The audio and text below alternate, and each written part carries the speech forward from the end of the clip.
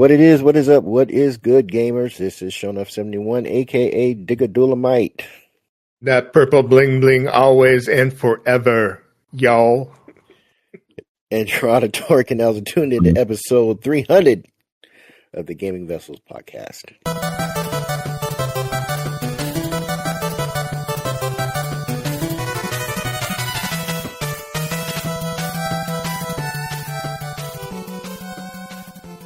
And as usual, I am not in the digital studio alone. Along with me, got my partners in crime. First on deck, we got Dez, aka the Bay Area Terror, aka the High Res Lover.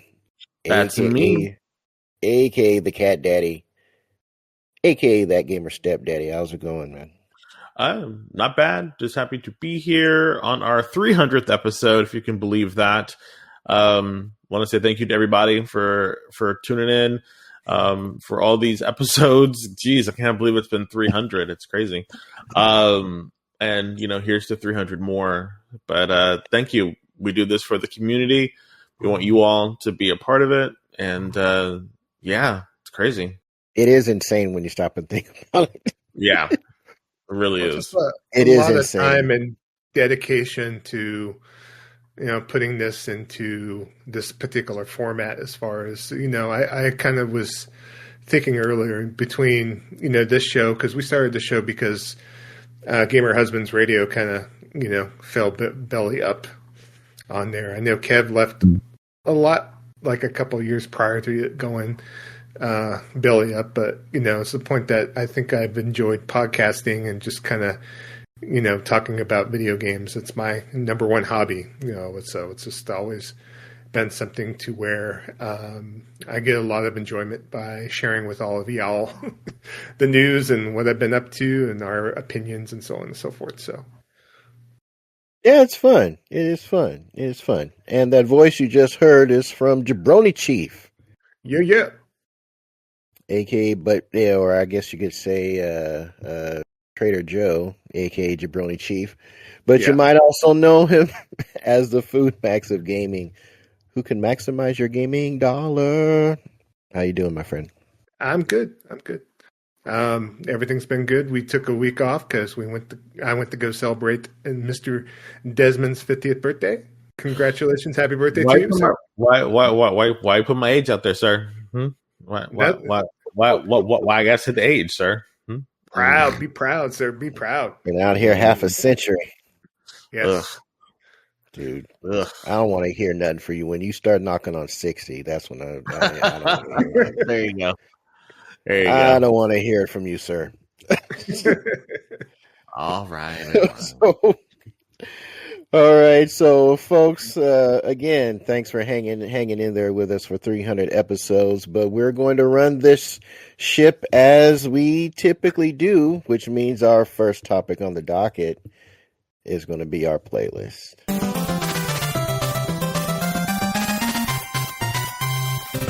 So, I think we'll start. Let's kick things off with Dez first. What you been playing, bro?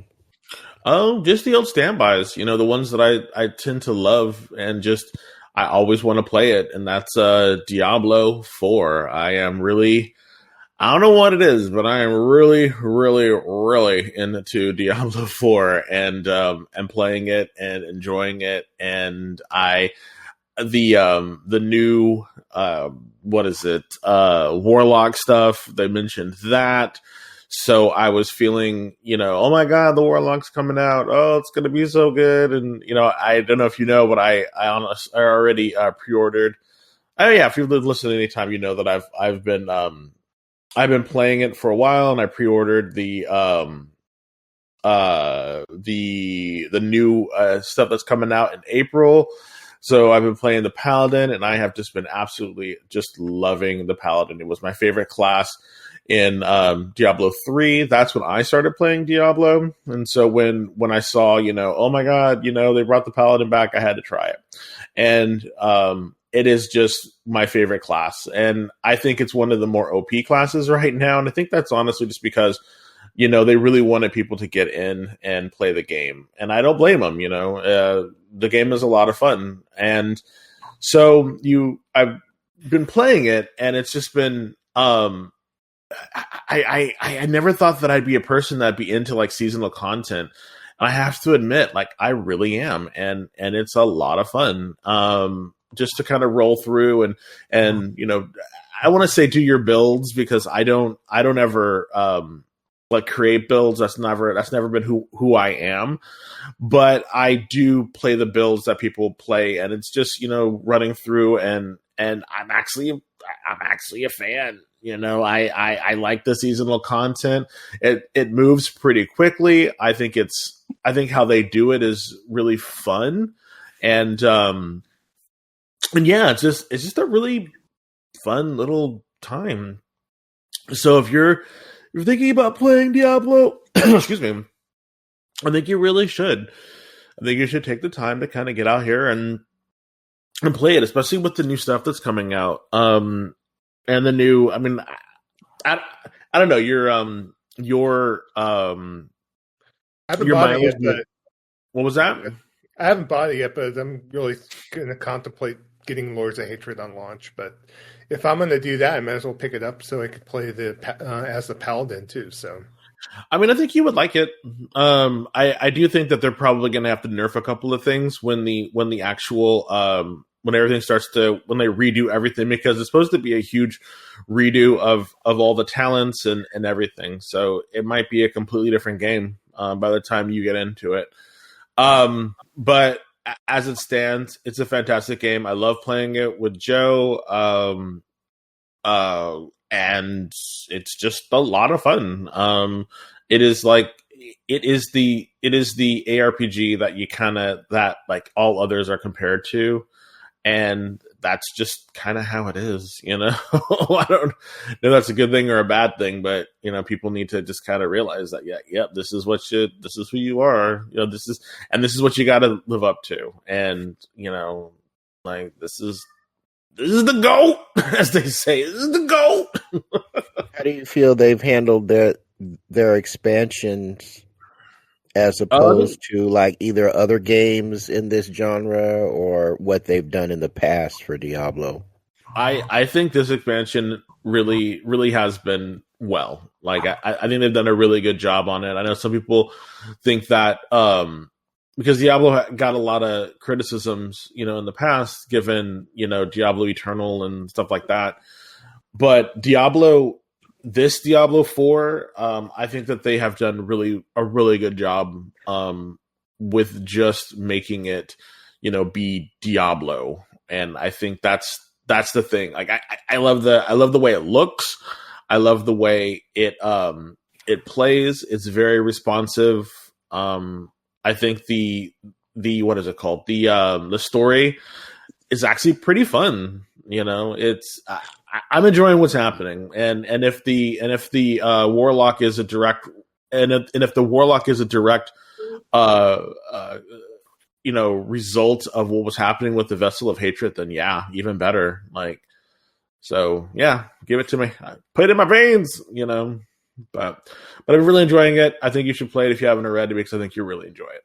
What else have I been playing? I've been playing some other stuff. I still played Dungeons of Hinchenberg. I'm still playing that. It is a fun game. The rinse and repeat nature of running through different dungeons, you would think would get kind of boring, but the good thing about it is it knows that this stuff, or the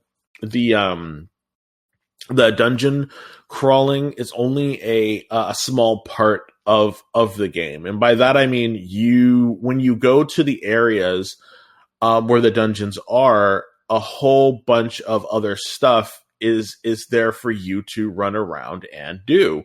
Because it's just not it's just not like you go to the area and then you automatically start doing the dungeon. That's not what it is. Like, you go to the area, and in each of the areas there's like 4 or 5, or at least 3 different dungeons that you can run of various different lengths or various different power levels. And the power level is sort of like Destiny, and then like what you're wearing has to kind of match the type of where you're at in your what your power level is has to match the the dungeon that you're going to, because if it doesn't, then you're going to get mollywopped.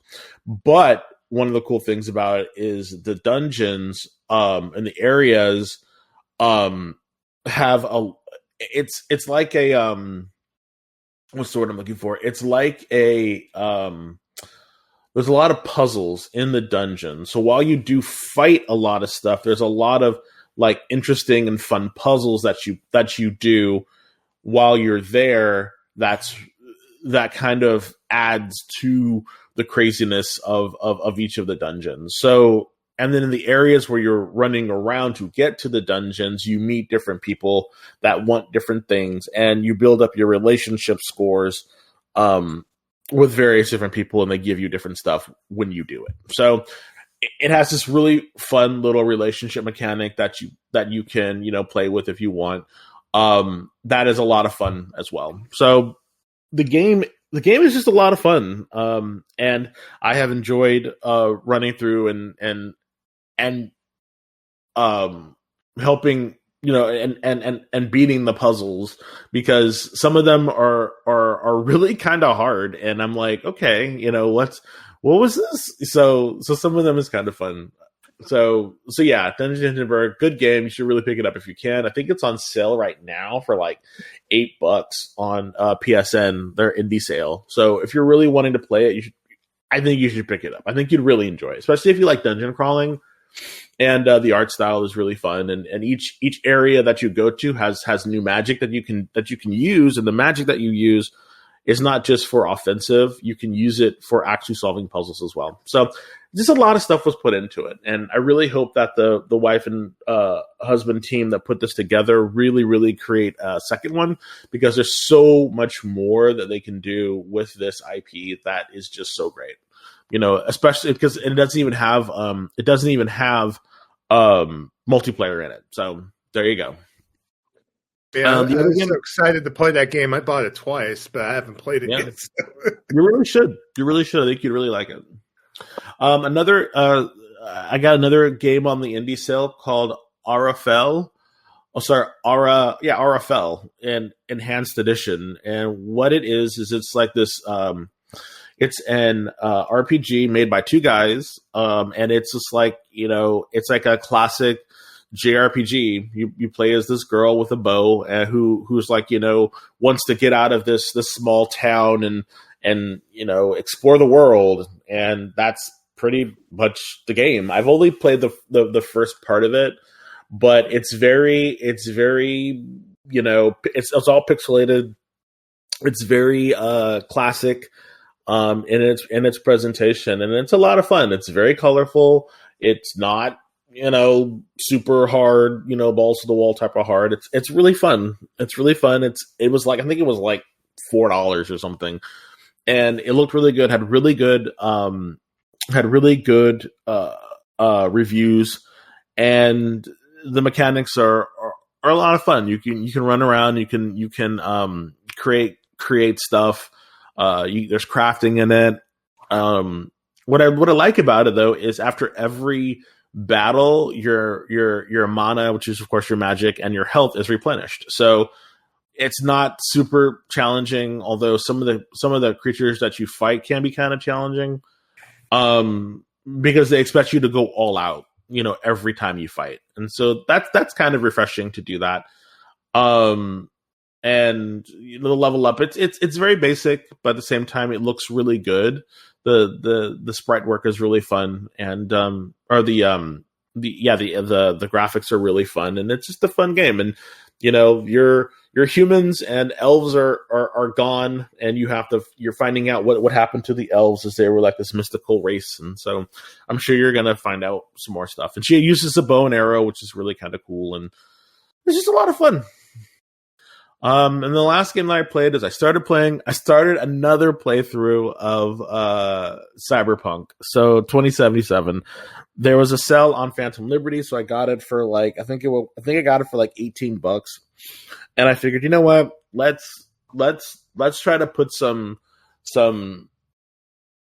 time into Cyberpunk. I played the RPG when I was younger, and I really want to to really play, that game and really, I don't know, just kind of experience it. I don't really know what happens at the end. I haven't watched any of the anything about it, so I don't really know what happens in the game. So it's like, this one of those games that I can play fresh and still be like, hey, this is actually not a bad game. Let's go and and play it and really have fun with it. So I decided that's what I'm gonna do. Damn it! So that's what I'm gonna do. So I started playing it. Let's cross our fingers and hope that I actually beat it. I'm really trying hard, y'all. I'm really trying hard, y'all, to beat these games. So, please, please, please, please, pray for me. But that's really all that I've been playing. So I'll kick it over to Kev. Kev, buddy, what have you been playing, buddy? I honestly not a whole lot. Oh, really? I've been working and a couple of things. So the I think they call it the cyborg update for Helldivers 2, if I can speak correctly, dropped. That's the one with the it's Cyberstan tanks, with the right? cyborgs. The tanks, right? Yeah, they've added tanks. That came in, I can't remember. I think it came in the Siege Breakers war bond. And Okay. there actually have been, I'd say, like the last two. I think you could maybe make an argument for three. The last three war bonds that dropped have kind of been preparing the player base for the War for Cyberstan update. And the Cyberstan update has really breathed new life into this game, in my opinion. One of the things that I think makes this more interesting is that the Cyberstan update has also included additional enemies, and I'm hoping that they will be able to do the same thing for the bugs. I've arguably the bugs are still my favorite enemy to fight. The vote lists are my least favorite enemy to fight. I don't see that changing if they took the vote list out and just replaced them with a completely different enemy type, it wouldn't bother me in the least. I just don't like. I find fighting the vote lists.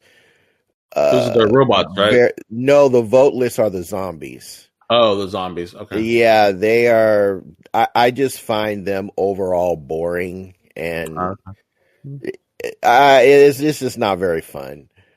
But the Cyberstan update, which is regarding the automatons, the bots, it's just changed. It's made fighting them a lot more fun with the new enemy types that they've included, additional tools at your disposal with these last couple of War Bond updates that they've done. It is just an absolute blast. So they've also made buffs to your secondary weapons, or rather, I guess you would call it, or your I forget. There's a specific name that they call them. It's the weapons that you call down once you stratagem. land. The strategy, the secondary stratagem weapons. So they've buffed all of those, or made alterations or slight changes to them. Some of them are damn near broken, which I love, and you kind of sort of need that when you're soloing Cyberstan, particularly on the higher levels. I have graduated to Suicide now, so I'm playing on Suicide. Still not on Helldiver. I think I have one or two more levels to go before I hit Helldiver. But I am playing on Suicide, and it's a thing. The what I do need to get, there's a couple of stratagems that I need to pick up that I do not have yet. One is the lure mine. I need to get the lure mines for sure, and I also need to get the oh gosh, what is it? Oh no, wait, I actually got that one. the portable silo. The portable silo, and I need to get the leveler. The leveler is kind of like if they took it's that bomb that you sometimes you have to call down to take out large building emplacements. Yeah. If they stuck that at the end of a RPG, that's what the leveler is. And you're just sending this you're just basically sending this humongous bomb at the tip of a rocket into whatever it is you're aiming at, and it just blows everything up. And then the portable silo is damn near a portable nuke that wherever you deploy it, it doesn't matter. As long as you have the handheld aimer, it will aim and hit wherever you're at on the map, which I think is pretty killer and is reusable multiple times. So taking that to Cyberstand is just a blast, literally a blast, because you're nuking emplacements just like by aiming him, and this little mini nuke goes out and just boom, just blows everything up. It's magical. I'm still playing solo, and honestly, I think even if I had a group to play with, I think I'd still prefer playing the game solo. Mm-hmm. It's fun to play with, people on your friends list or whatnot, but I really like the challenge that Helldivers 2 has always offered a challenge, but I feel that they've cranked that up to 11 now with this Cyberstand update. But they've also included some tool sets to kind of tip things a little bit more in your favor, but not really, if that makes sense. But you don't feel mad or upset. It just feels that it just makes that hill, although the hill is still steep to climb, climbing it is just a whole lot of fun. So still enjoying that game. There's another game that I've been playing. Oh yeah. I picked up Mario Tennis Fever. Yeah, how was that? I thought you got that, and I was asking if you played it or not. Yeah, so Mario Tennis Fever is an example of how you have to trust yourself when it comes to game reviews. I'm sticking. I would say that this probably applies to reviews of any kind of consumable product, but I'm going to say for game reviews specifically, because people have been hating this game. Like, on my feed, since I watch a daily gaming podcast, my YouTube feed sends me game reviews constantly. And everybody cannot stand Mario. I haven't even watched them, though. Everybody cannot stand Mario Tennis Fever. Let me tell you something. Mario Tennis Fever is the best Mario tennis game since the GameCube version, in my opinion. Oh, wow. And the reason it's fun, and I wasn't sure how it was going to turn out, was the introduction of these power rackets. So when you start the game, I've been doing the tournament mode. Now there's a whole bunch of different modes that you can select from. Okay, like there's you can play like regular Mario Tennis without the power rackets. You have the tournament mode, which gives you access to some of the different power rackets, and you unlock more as you progress through the different tournament classes.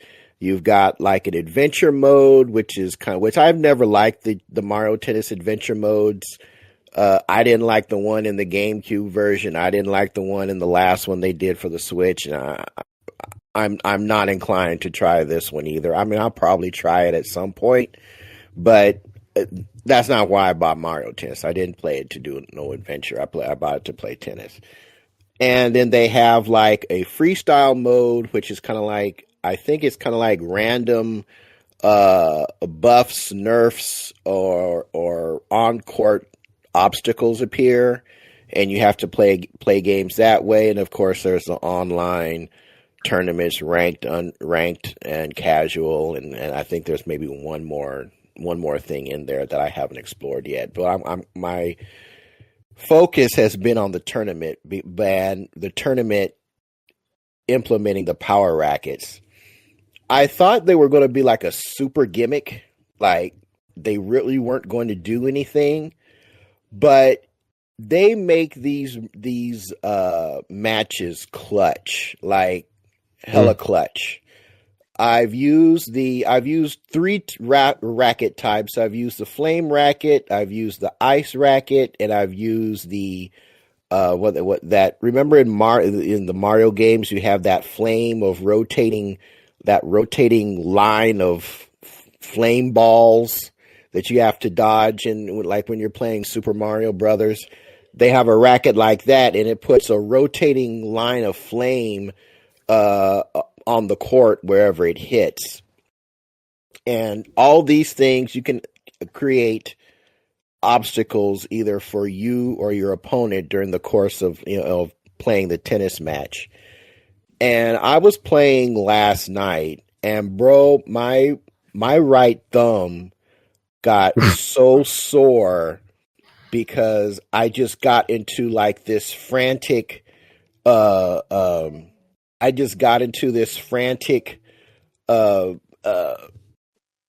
gameplay loop of just trying to, okay, I gotta get to the shot, return the shot, and avoid all the crap that's on my side of the court. It is so much fun, bro. It's ridiculously fun. And like every character has a every racket gives you a power shot, and depending on what your racket type is will determine what that power shot does. There's the ice racket, the flame racket, but every character has their own personal racket, and that power shot does something a little bit different. Like, in my opinion, like Donkey Kong's is kind of broken because like his power shot spits out bananas on the court, so you slip and fall if you walk onto them. But the thing that's kind of jacked up that makes his kind of broken is that, so the rules are, if you return a power shot without it bouncing first, it returns that power shot to your opponent and all the effects along with it. So basically it's creating a volley. As long as you guys are volleying back and forth, the effects don't come into play. It's only when the power shot bounces once, that's when the power is put down on the court and causes an issue. The problem with DK's power shot is that returning the volley spits out one banana. So like the longer the volley, the more bananas are going to go on the field. So I mean, it's also the same for him, but if he gets the power shot to hit, or if you miss the volley and you return it after the bounce, not only do you have all those bananas on your side of the field that you had because of how long the volley took place, you got all these other bananas that spit out because the power shot landed. And he can be a problem.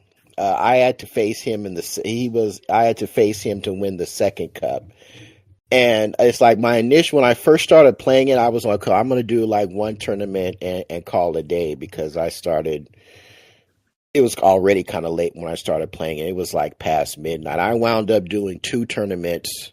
Wow. Doing 2 cups. I had to beat Mario in the first cup, and I fought DK for the championship in the second cup. And by the time it was like 3 a.m. when I went to bed. Wow. It's okay.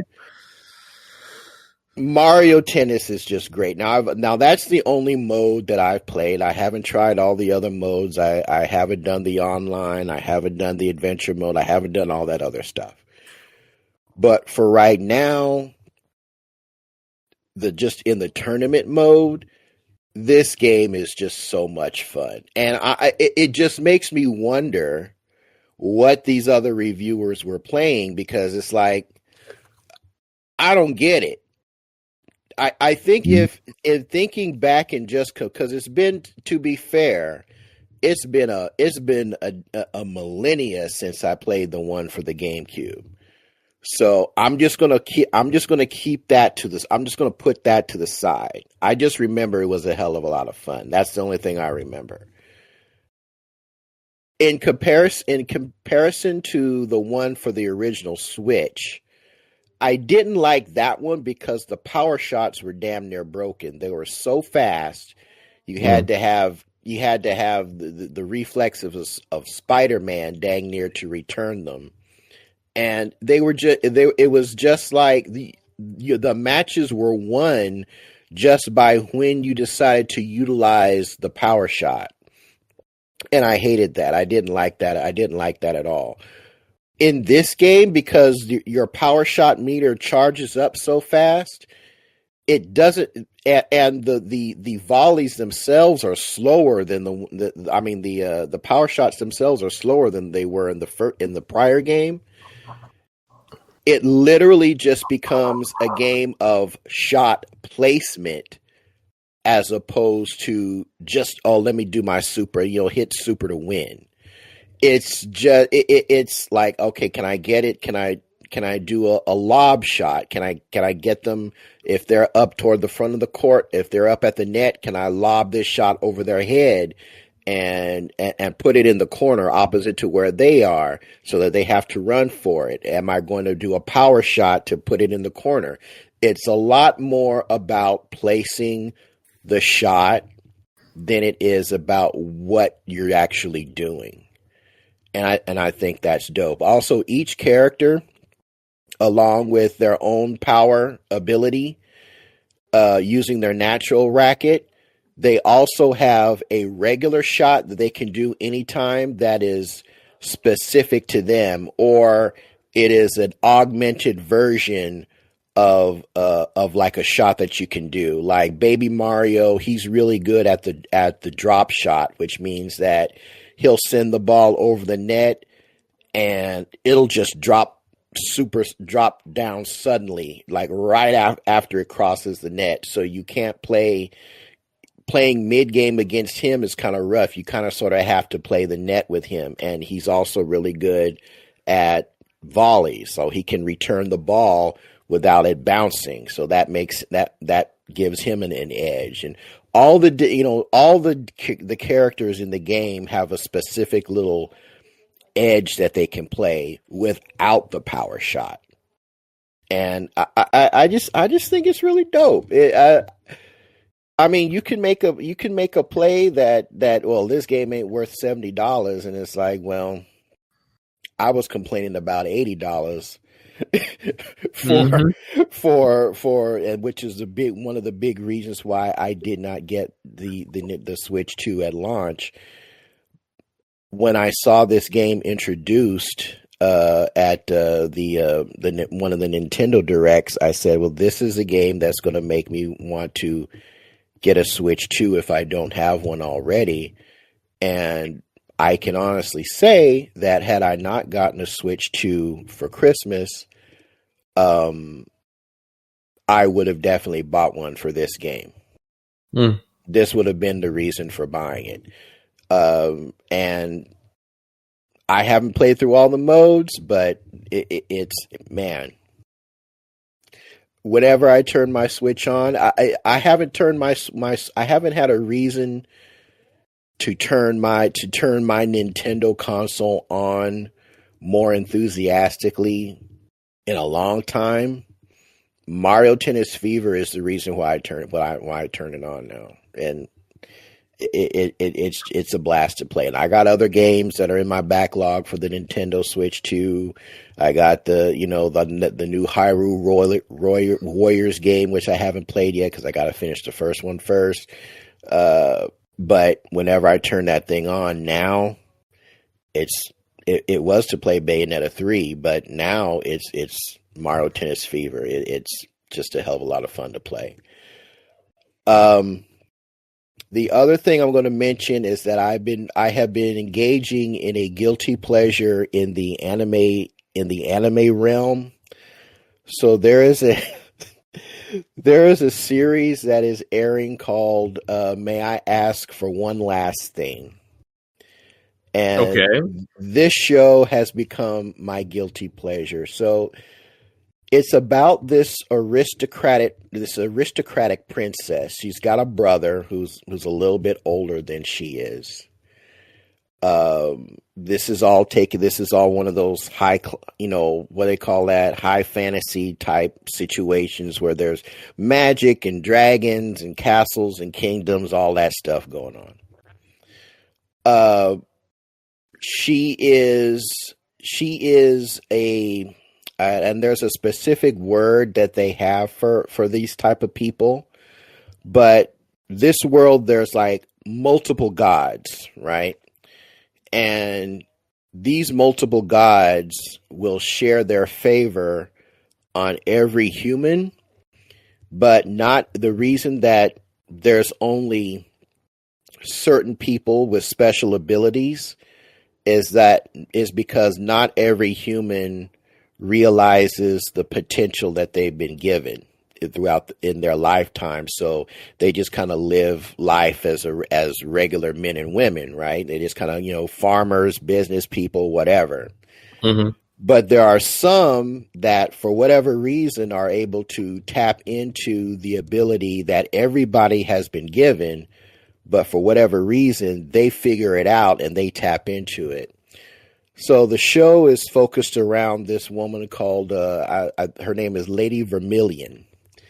And she is heir of the House of Vermilion. Her brother is like, I don't know if he's supposed to be king next in their little kingdom or dukedom or whatever. But her brother is like super worried about her because she had been betrothed as a child to the prince of this other kingdom, who their parents got together, said, okay, our kids are going to marry each other. It'll be great for business relations, yada, yada, yada.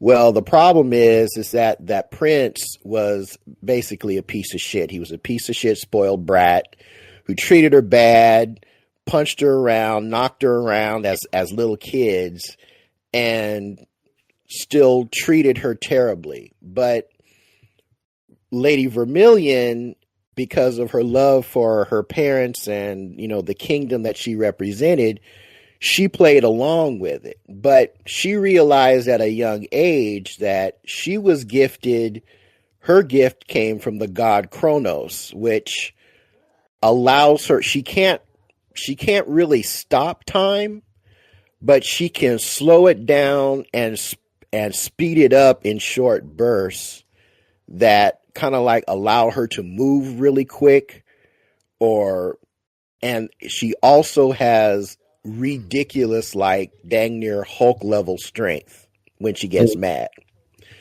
So her thing is that she likes beating the hell out of people. She as an adult, she low key gets off on it because the people that she beats up are like the worst of the worst people in society, like, random bandits. But the show kind of kicks off with the prince that she's supposed to marry at this ball where their engagement is supposed to be publicly announced, and they're supposed to publicly announce a date and all this, that, and the third. The prince steps out with his mistress, and he shows the mistress off as his true love, and the one who revealed that Lady Vermilion was like this low class whore, and that she was cheating on him, and that, you know, that she would, that, you know, just running her name into the ground. Well, she's like, okay, I'm done. And she proceeds to beat the hell out of everybody at that ball, in that ballroom. I mean, they all should have died. Really, they all should have died.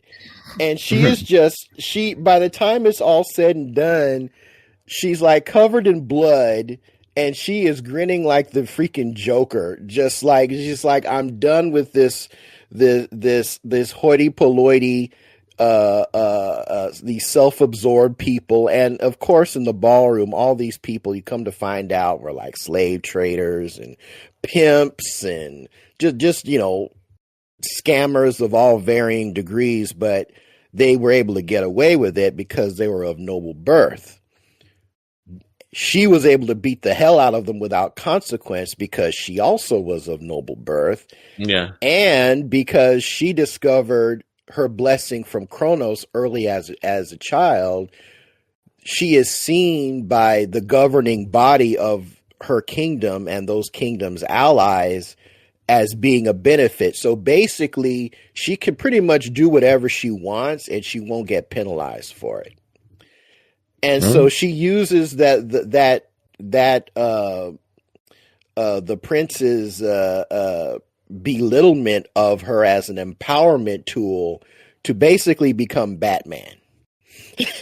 Oh, so as you do. Yeah, so basically, but I mean, she'll go after like ragamuffin folks, you know, if she comes across them, but she's primarily aimed at the aristocracy because they've been getting away with shit forever and a day because of who they are. They're never punished. So her thing, that she's like the Bruce Wayne, she's like the Batman for the aristocratic class that's shady. So she infiltrates all these different groups and organizations and slave traders and all these different people, and she goes in there and she just beats the hell out of them. And it's called May I Ask of One Last Thing. And it's on Crunchyroll. Yeah. Okay. Yeah, it's one of the newer shows, and it's a guilty pleasure. It is just hilarious seeing her. She's got like freaking Terry Bogard moves. Like she can do like she's got a power geyser move. It's not that it looks like it, but except it's kind of wind based, but it's the same effect. She's basically punching the ground and sending folks flying. She's got another one where she grabbed when she broke up the slave trader ring. She grabbed one dude and she's just laughing hysterically, spinning him around so fast that she makes a tornado and just kind of sweeps everybody up into it. And why they ain't dead, I don't know. When she found it was hilarious. When she caught up to the dude that was like the head of the slave trading organization, what she did was she punched him as hard as she could, but she slowed down time. So she's punching him 5 times, 10 times, 20 times, and she's just like, and this is for so-and-so that you enslaved, and this is for so-and-so that you did that to, and she's just like breaking it down like this is what each one of these fists is for something specifically that he did. So then when she released time, he felt the impact of all those 100% punches hit his body all at the same time. Huh? Why he wasn't dead, I don't know.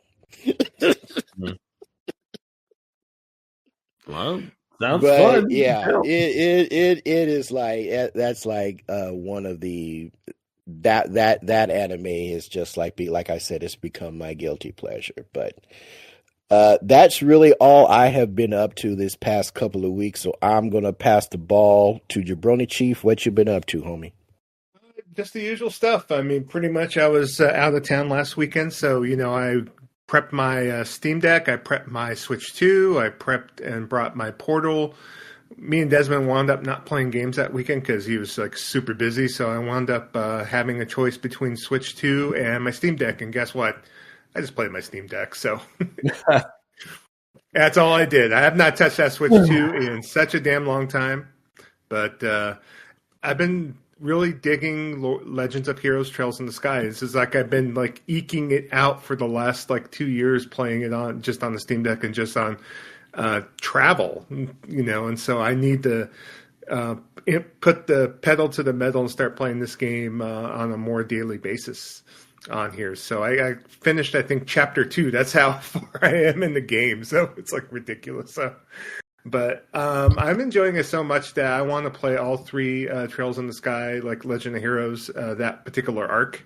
I know they have the remakes now, but I know that this particular modded version that's available on Steam, you're able to download the Vita voice tracks, the Japanese voice tracks for it, and it's just been really cool to play it that way. I know that I was looking at online saying that the most recent the remake of Legend of Heroes Trails in the Sky first chapter, they've actually gone in and injected this voice track onto the new game too, which is kind of crazy. So, but still enjoying that. Of course, I'm still playing Borderlands 4 a little bit. I've kind of not as played it as much lately. Been playing it a little bit, but I need to kind of keep pushing because my love for that game, and I want to be able to complete it on there. I don't know if I'm going to stick to getting it with 100% and all the platinum trophy and all that business, but we'll have to see. So, I'm also still playing Lonely Mountain Snow Riders a little bit. I've been enjoying dabbling with that game. I think if I played that game multiplayer, I'd maybe have a little bit more fun on it. But the gameplay mechanics on it, as far as riding in the snow, it seemed pretty cool on there. I always love myself a good snowboarding game, and so this kind of scratches that same itch on there. I know, Des, you've liked to play snowboard games in the past, right? Yes, I have. Yeah, that's what we talked about in the last game. Last episode, we're talking about SS Tricky and why there's not a port of that or something. Yeah, one snowboarding game I always loved was Amp 3 for whatever reason, even though it was like the redheaded stepchild of the Amp franchise or not. But it's classic.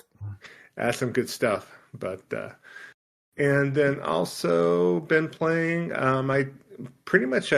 Diablo 4 has been cool. I've been playing with Desmond, but I actually last night decided to play without him and not actually progress. Oh my god! How dare you! So I wound up, I opened up the Mercenaries because there's a ton of content in that game. There's portions of the map I have.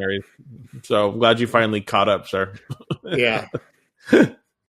Yeah, finally I got the little demon child too. I forgot his name, but yep, I got all the Mercenaries. Yeah, I'm kind of progressed to get the Mercenaries, but there's a ton of content in Diablo 4, and so it's kind of something to where I might want to get through Vessel of Hatred when Lords of Hatred comes out on there and kind of go from there. I also booted up and I played a little bit that redheaded stepchild game known as Exo Primal. So I actually went ahead and brought that up. They obviously have not updated that game in a bit of time. It's like still servers are still up. Dinos are still there to kill. So I'll see about playing that a little bit more. I want to kind of play it before they take the servers down. So sure. On there, I know you two were not interested. You played the beta with me a long time ago, and I know you bounced off of it pretty quick. That beta was butterific, sir. Butterific, you know it. Got me out here creating words about how bad that ish was. Oh, come on, give me a break. Joe, dude, the game was not good, sir. I'm sorry. Oh, come on. It was not good. I don't know what to tell you, buddy, but that game was not good. It was not good. It was not fun. And I'm the one, like, usually I'm like, yeah, let's do it. Yeah, let's try it out. Yeah. No, Joe, no. That game was not it, buddy. I'm sorry. Man, when Dez can't find something positive to say about a game, and this is Captain Toxic Positivity all day. That's right. But I was like, no, sir. No, sir. Yeah, he's like, I find no redeeming value in this shit. Come on. That's rough. It was good. It's just like Crackdown 3. You guys always like Come on, bro. Are we? I'm not going to say that. Crackdown 3 was a lot better than that game though. So I actually played Crackdown 3 with you. Like I wasn't like all up in it like you were, trying to, get some fresh air, but it was better than that. It was better than that one. So yeah. So I don't know, sir, but not okay. Well, we'll see if I keep talking about it or if I keep playing it or whatnot. So I think you should. If you like it, play it. Have fun. Knock yourself out, buddy. I'm going to check to see if other people have been playing multiplayer, if there's any games out there or whatnot. So we'll see. We'll talk about this in future episodes. You can't wait. I cannot wait, sir. As far as anything else I've been up to, pretty much I've been just going to movies like usual. So I saw Friday the 13th in the theater for whatever reason on Friday the 13th. So I hadn't seen that movie in such a damn long time, and it's like it's so much slower paced than usual horror movies nowadays. It's just like just a different movie from a different time on there. So it wasn't riddled with jump scares left and right. No, it actually wasn't. So it was like there's a lot of dead time, downtime, and of course, all the people that are in the theater. I mean, I haven't been to a movie showing where I've seen like the crowd get up, move out, come back in, walk this, walk that. It's just kind of nuts. I was like watching the kids next to me on their phones half the time. It's like, I guess they just have that shorter attention span a little bit, and they didn't realize that this is a 1980 horrors movie, so. That's weird that they would spend their money to go see something like that. It's like, I like think it would be in the same vein of what they're used to currently. That just strikes me as odd. It was like a $7.99 movie, so it was a reduced price ticket too. So maybe it's something that they're just hanging out. One guy dressed as Jason too, which that's fun. Yeah, I was thinking maybe I want to see like Jason X. I have not seen Jason X, Jason in Space, so or the Freddy versus Jason. Freddy versus Jason. Yeah. Well, Jason X is actually pretty funny. Like Jason X is actually pretty funny. It's like Leprechaun 4, like Leprechaun in Space. It's like, You said Leprechaun in Space. Oh, I don't know what's better, Leprechaun in Space or Leprechaun in the Hood. So on that note, that's what I've been up to this past couple of weeks. So. Oh man, but all right. So, one last thing that I did is I finished Absalom. I wrote on the Absalom game. I not gonna lie, had to change some of the modifiers because that game is rough. I had to change the damage outputs. I feel no guilt about doing that because I'm an old man, and it is what it is. But I finished Absalom. That last boss fight, bruh. It's pretty rough. The Sun King is no joke. He knocked me through 3 different screens altogether. Like he lands a combo on you. He hits you through the wall in whatever place because you're fighting in his tower. And I went from the king's the outside view. Like if you were standing on the terrace, it's like a big gigantic terrace. Knocked me into like the throne room, and then he knocked me into some other part of bruh. Yeah, I cheesed him. I had an arcana that was like after every combo you land, it sprouts these things called dark thorns And what makes the dark thorns cool is that they can pierce armor. So it'll interrupt moves and and I was able to land a couple of combos on him, and I was able to grab those thorns, and I just chucked them at him the whole time. And I cheesed. Damn. That's how I took him out. So, I I feel no guilt about it whatsoever.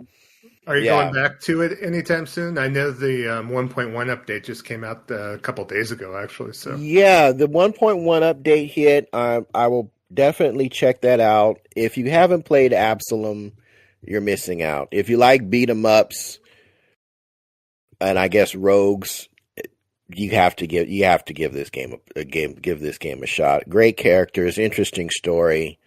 I hope that this is not that there will be sequels or DLC to follow, because I think it's a great story, and it's a really dope game. And just about all the characters are enjoyable to play as in their own way. I think if I had to say the character that I like the least would have been the Frog Wizard, because his combo strings kind of like really depend on, when you're playing solo, kind of depend on him having enough mana to finish the combo with like one of his spells. But he's a lot of fun to play as too. Do you have to have him with someone else, or you don't have to, but it'll, like, if you can finish a combo with like his what he calls the Chaos Beam, which is what I call the Final Flash, because that's what it reminds me of. He'll just demolish everything that you're fighting. But if you don't have enough mana when you finish your combos, to do that, his finisher is kind of like he puts a force field around himself to knock enemies back. But that force field is not very big, so it's often when he deploys it, it really doesn't hit anybody. So the enemies just kind of fall out of the combo. So you kind of have to basically, if you're fighting like regular minions, you can just beat them up normally. But if you're fighting a tougher enemy, you definitely want to like nickel and dime them to build up your mana gauge. So when you do finish a combo, you can finish with one of his spells to do a whole lot of extra damage. That's the thing that I figured out with him, which makes him a little bit more technical to play as, but it's still a lot of fun though. It's still a lot of fun. But that's going to push us to what is our next topic on the docket, and we've got the Jabroni Gaming News Report dropping.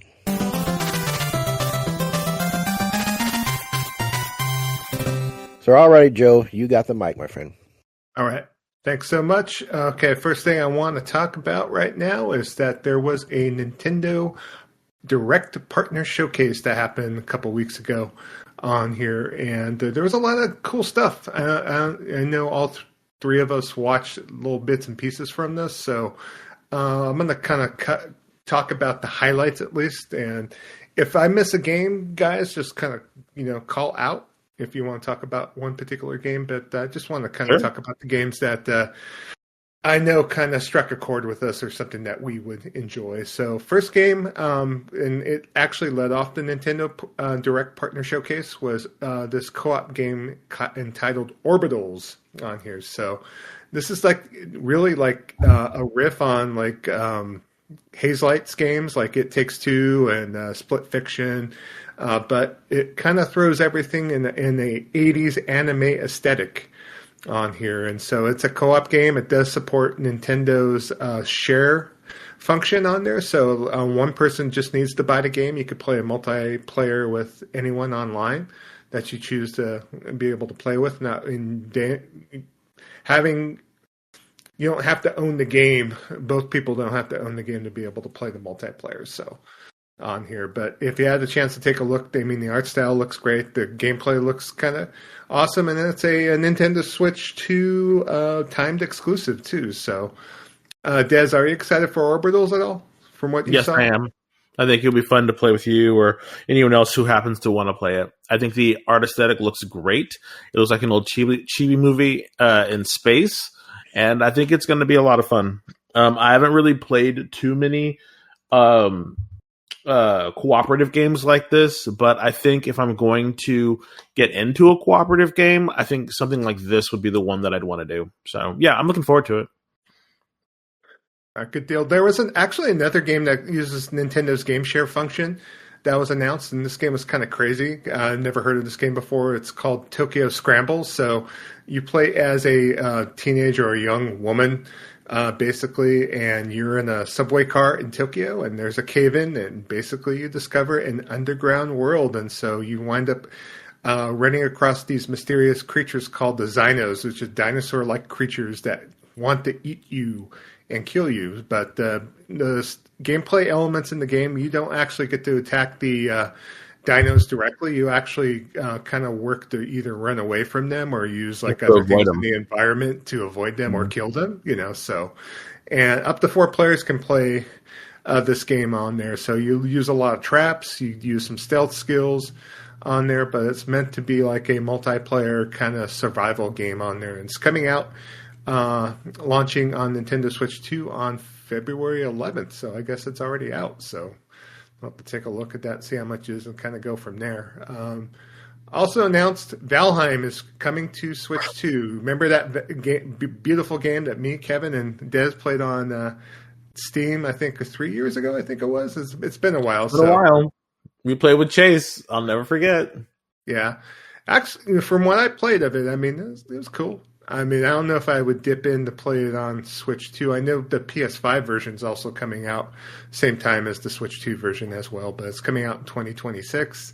Up to 10 players can play online together, though, so that might be a thing, especially if other people want to play. Would you be interested, Des, or is this something where it's just Valheim, you already have on Steam, kind of take it from there? So, I mean, I'm not going to say that I wouldn't play it again if someone wanted to play it. I would prefer to play it on a handheld, or on a console. So if it's coming to console, that's great. And if it was like super cheap, then yeah, definitely, I would definitely play it. And if someone said like, hey, let's play this for like 20 minutes or something, I'd be like, okay, that's fine. But I wouldn't want to like spend too much time on it. I mean, let's be honest. I was like, okay. But yeah, I thought it was fine. For what you're doing with it, I thought it was fine. Yeah. Also announced, Team Cherry announced a update for Hollow Knight. So they launched a Nintendo Switch 2 edition of Hollow Knight the day of the Direct on there. So this is basically like a enhanced version of the game with enhanced visuals and improved frame rates on there. They also updated both the PC and the PlayStation versions of Hollow Knight as well to kind of correlate with this Switch 2 update on there. So that's out there for people if you want to get more Hollow Knight in your lives. And it's something like maybe for me where I haven't really played. I played Hollow Knight just a bit when it first came out. I own it digitally, so it's something where if I was going to get into the game, I'd probably go into this version before even thinking about picking up Silk Song or anything like that. So, Kev, are you tempted? Have you ever played Hollow Knight? I have not. I didn't play Hollow Knight. I didn't play Silk Song. I'm not super into the like Castlevania. You gotta get to this point, then you gotta backtrack and get a power up or get a skill so you can make it and progress past the place that you couldn't get through before. I'm not super into that. That's kind of one of the reasons why I stopped playing. What was that? What was that one for Xbox? Something on the Forbidden Forest. Oh, Kina. No, it was like you were this little like ferret looking thing. Oh, Ori and the Blind Forest. Ori and the Blind Forest. Okay. Yeah, I mean those are. I think they have two games in that series out right now, and I love the art style, but I gave up on the first Ori because I kept having to go back and I had opened up the map to such a degree that I couldn't remember where the spot was that I couldn't get through without the skill that I needed, because I knew I had a skill that I think I needed to get past it. I just couldn't remember where it was. The map was just too overwhelming. So that game, my experience with that game I'm very leery about them Vania type games now. Metroidvania, yeah. Metroidvania. Okay. Well, we'll see if I talk about it, if any of us play it, but it's kind of cool it's out there. Next game of note was Square Enix announced a gameplay trailer for the Adventure of Elliot the Millennium Tales. So this is the action RPG in the 2D HD style. On there, they finally announced the release date for this. It's coming out on June 18th. It's not only coming out for Switch 2, it's also coming out for everything under the sun, including PlayStation systems. Xbox is getting a port of this.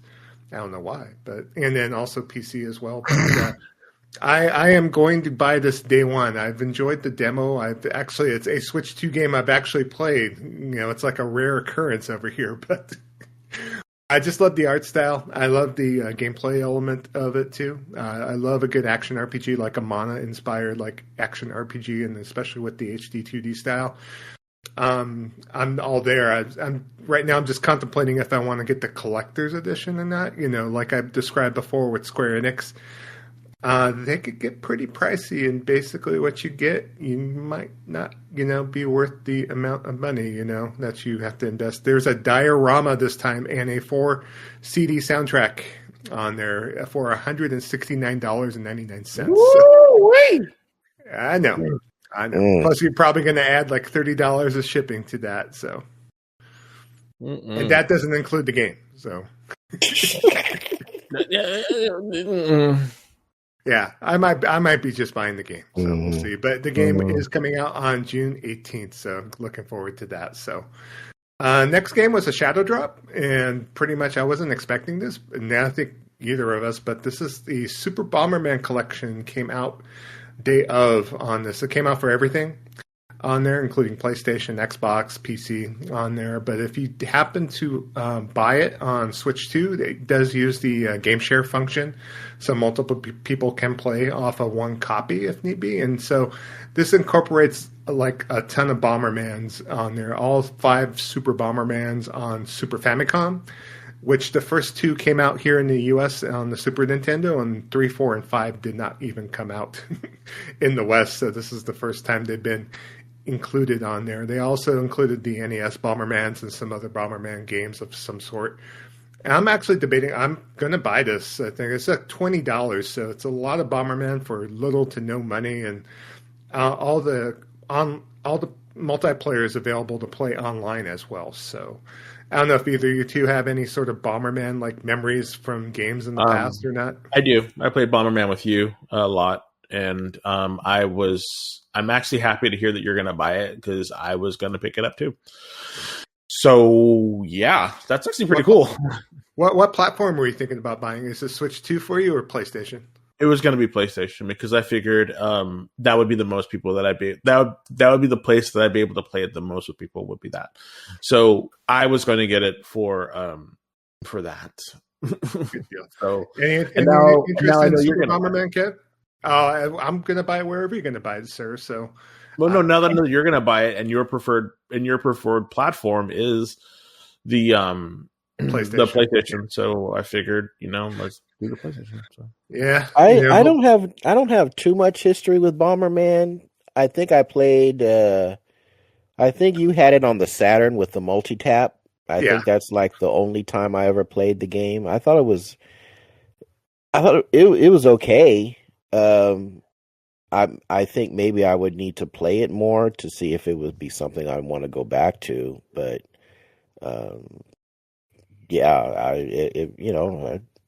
I'm not against it for sure, but I just don't have a whole lot of experience or background with this series.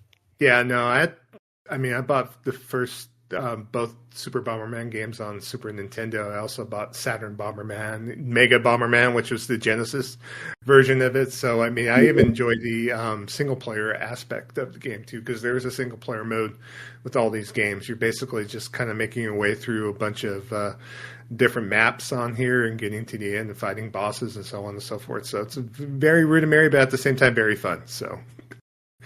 All right, next game of note that was announced in the Nintendo Direct Partner Showcase was a port of Final Fantasy VII Rebirth. So the second installment of the three-part Final Fantasy VII Remake trilogy was announced for Switch. It's coming out on June 3rd. It's also coming out for Xbox as well on that date. Also, too, there's going to be a actual system update with the game on both the PC version and also on the PlayStation versions as well.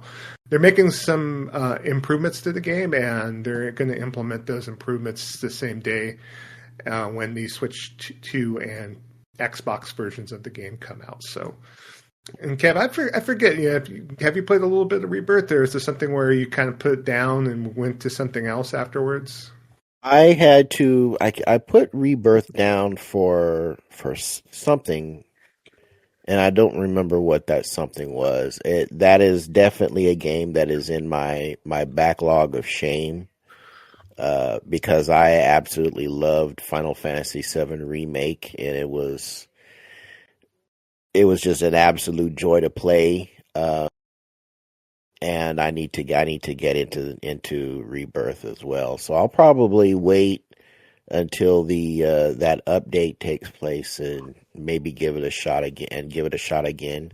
I mean, I'm saying this like I'm playing games as often as I used to, which I don't. So I say I'm going to be getting back into it. I want to get back into it, but just time is not on my side when it comes to gaming anymore.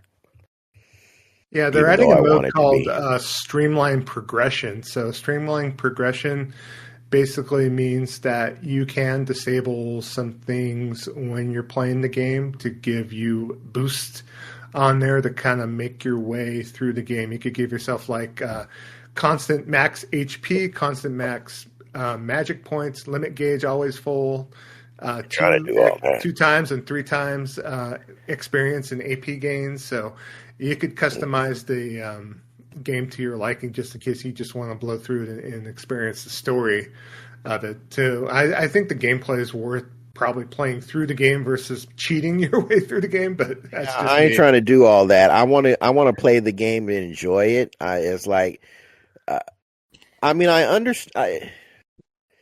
Okay, real sidebar here.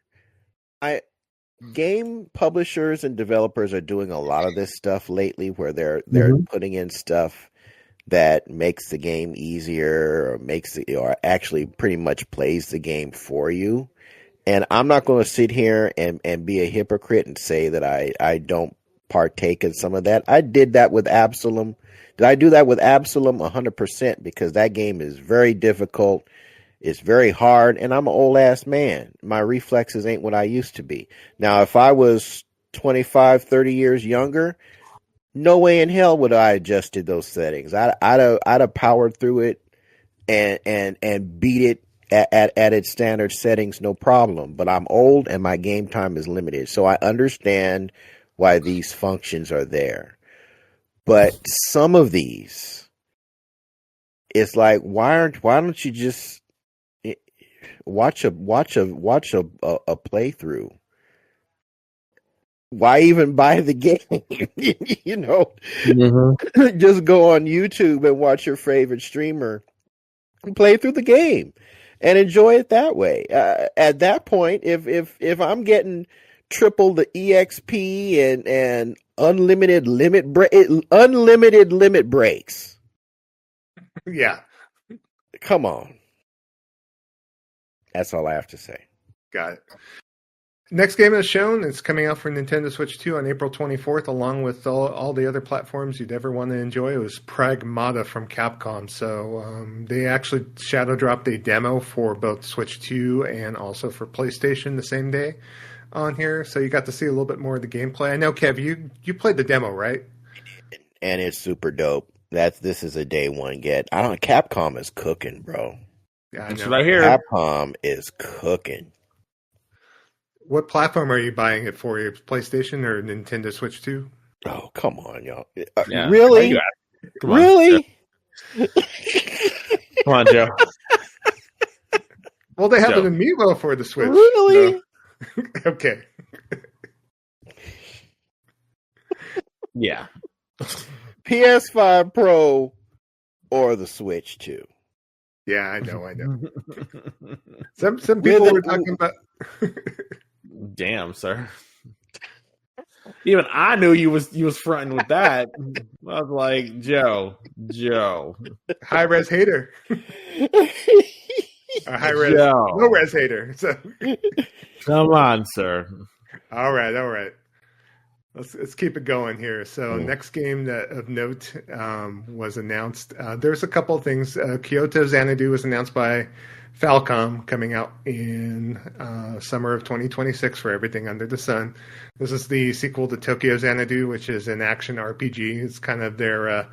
if you remember back in the day on the NES, that game called Fact Xanadu, this is like a direct descendant of that game. So believe it or not. So... yeah, it's something to where I might want to give it a shot. I always like Falcom's games and so on and so forth. Digimon Storytime Strangers is getting a Switch 2 port coming out in July 10th of 2026.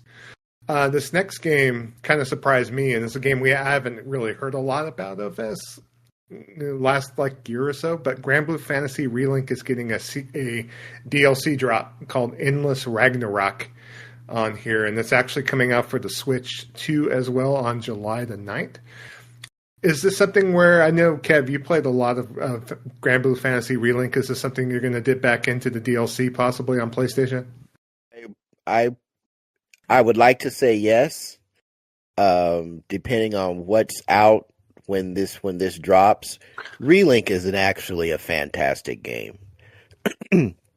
I wish the story would have encompassed more of it didn't really encompass the additional characters at all. And I can understand how it probably wouldn't, because all these extra characters are basically like tickets that you buy. It's like, oh yeah, well, I just decided to show up and go on this adventure with you. But Relink is super dope. If you haven't played it yet, play it. It's fantastic. But I would like to definitely check out Endless Ragnarok for sure. Particularly if they're going to be introducing additional characters or maybe making some expansions to the main story. It's an expansion of the main story, and there's additional characters as well, and they're bringing it out for other platforms that they previously brought out the Relink first game for.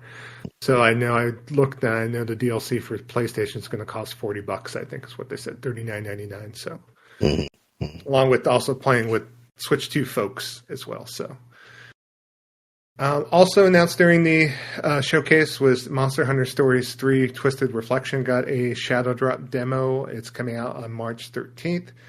I did download the demo. I haven't really played it all that much. I just haven't had to make the time. But I'm trying to debate for me whether I want to play this game on PlayStation or on Switch 2. I know, Des, you've double dipped on the Monster Hunter Stories series, right? Yes, I have. Because it's awesome.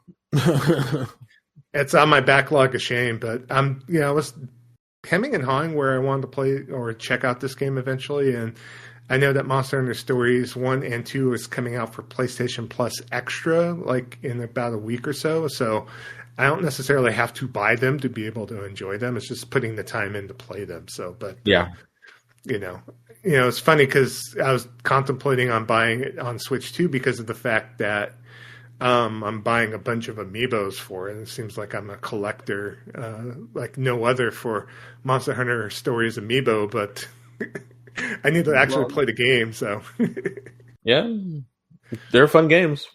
Yeah. And also announced during the Nintendo Switch Partner Showcase, it was a release date for Scott Pilgrim EX, so that is coming out on March the 3rd. This is the noted brawler from tribute games on there. So, and I know we all enjoyed that first title. So I know we always mention. I think I could concur. It's probably a day one get for all three of us, right? Definitely for me. Yeah. Great game. Another game that I thought was interesting, I just want to mention before I kind of move on, is this game called Cold Sip. So Cold Sip Begins got a announcement. So a Switch 2 edition of that game is coming out on July 16th. This is like kind of a combination of a like Monopoly type board game with Magic the Gathering type card combat on there. So, and there's been previous games in the series that come out for like Xbox 360, for Nintendo DS, for PlayStation 2, and I don't know if are you a fan of this game, Des, or have you played Cold Set before? I've never played Cold Set before, but I do know about it, and hey, I'm a fan. I'm a fan. But no, I've never played it before, or I've never played it before. I've heard about it. I might have to bust it out because I have the game for PlayStation 2. I played the PlayStation 2 version probably the most out of the other versions of that game that have come out, but I think it's kind of interesting. It's like playing Mario Party with Magic the Gathering cards, basically. So it's but kind of nice combination between the two. So, and as far as the end of the Direct, they did show a nice showcase of Resident Evil 9 Requiem. It's coming out day one on the Switch on February 27th on there. Also coming out for other platforms as well. And then their big surprise at the end, we saw Todd Howard and Bethesda Softworks announce some Switch 2 ports. Oh boy, Switch 2 ports. So Fallout 4 Anniversary Edition is coming out. Good $50 game, a code in a box. So if you want to get a code to play Fallout 4 on your Switch 2, hey, guess what? There you go. I think none of us are going to dip in playing Fallout 4 on the Switch 2. So that is a no. In your mouth. Yeah. No. That is a no, buddy. Indiana Jones and the Great Circle got announced as well. That's coming out on May the 12th for Switch 2. And lo and behold, it's not a key card. It's actually everything on the cart on this one. So a lot of people were excited for that particular reason and that reason only. But, I think all three of us, if we wanted to play indie, we'd probably play it on a different platform. So, yeah. And then also play it if it was third person. So, yeah. That too. And then at the end, the last announcement was Elder Scrolls 4 Oblivion Remastered is coming out for the Switch 2. So it's going to come out later in 2026. I know, Des, you really like the game on PlayStation. I know it's not worthy of a double dip, but it's probably a good game for everyone that wants to kind of experience that particular title, right? Yes. All right. Good deal. All right, next thing I want to cover is Sony State. Are you going to buy it? Me, I actually just ordered Oblivion for PlayStation. So I picked up, there was a buy two, get one free sale at GameStop of all places. So I rolled the dice and ordered some used games from GameStop. So we'll see if they come complete and not like dog-eared and chewed up or like, thrown across the room or anything like that. So we'll see. I think you'd like it. It's a really good game. I've only dabbled with Skyrim just a little bit, and so I'm thinking, I want to find a good like Western RPG to kind of scratch that itch with me. So it's kind of just something I always wanted to play. I'm waiting for my doing it. Yeah, I'm waiting for my retirement so I could actually play my collection. Believe it or not, so we'll see. So understandable. Yep. All right. Also, too, since we last recorded, there was a state of play and a whole hour state of play. So we'll kind of cover some of the highlights here. They led off with Kenya, Scars of Casamora. So this is a sequel to Kenya, Bridge of Spirits. I actually like what it showed off as far as in the trailer. Its scope is bigger. It's set in a new location. It has an overhauled combat system. It's coming out later in 2026 for PS5 and PC. It's kind of cool that they brought this back. Des, have you played Kenya Bridge of Spirits? Or what's your opinion? I have, and it was great. So the fact that they're bringing in a sequel is really good. I didn't get too far on it, and I really need to go back and play a little bit more. But it's a fun game, so don't sleep on it. Finishing, it's a good game. I finished it. It was pretty dope. I did have to use a guide though because some of the puzzles were not hard. No, Is that you kind of had to scramble to like go to different places, and the places that you would find the clues or the pieces to complete the puzzle were kind of easy to miss. So, and I have zero patience when it comes to puzzles, but so I did utilize the guide. But the game itself, I think, is worth playing for sure. It's a lot of fun. It's on my backlog along with 10 million other games, but.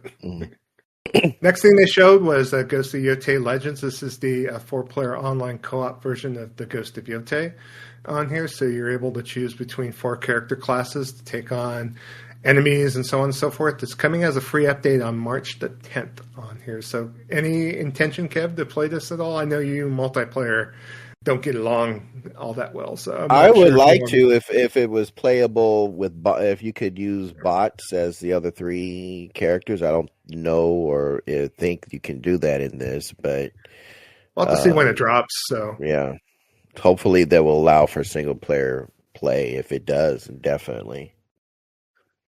Right on. You gotta let us know once that comes out if it does. Of course, I still have to finish Yotei proper.